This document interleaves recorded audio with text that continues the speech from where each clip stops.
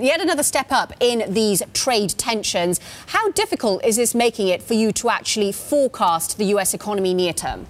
It is making it very difficult. You are seeing, certainly in the trade flow data, a lot of volatility that is affecting both exports and imports at different time horizons. In the second quarter, we got a big boost from net exports.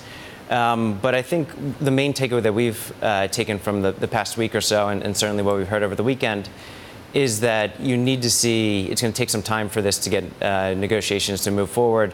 You need to see additional tariffs, I think, be put in place. I think there needs to be additional pain, potentially either in the markets or in the economic data, before we get a resolution to this trade spat. And so we've actually started to build the additional tariffs into our forecast.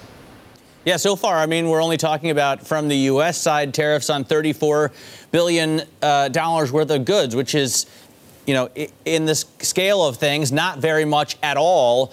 How much do you expect us to eventually see, Matt? Will the U.S. go through with the remaining 16 and then another $200 billion? Will China come back and really retaliate on 60? You're right. What we have seen so far is very small, both on the steel and aluminum side, which has already been implemented, and on the additional $34 billion side.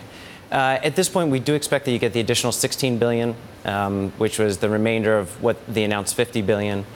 And just recently, we did now expect them to escalate to $200 billion additional tariffs from the U.S. on imports from China. And as you probably know, that's probably going to lead to a further escalation or retaliation from China. I think it's a close call. It's hard to know exactly where this goes. But I think what we're taking away from both sides is that you need to see additional pressure to bring both sides to the table before we get a negotiated deal.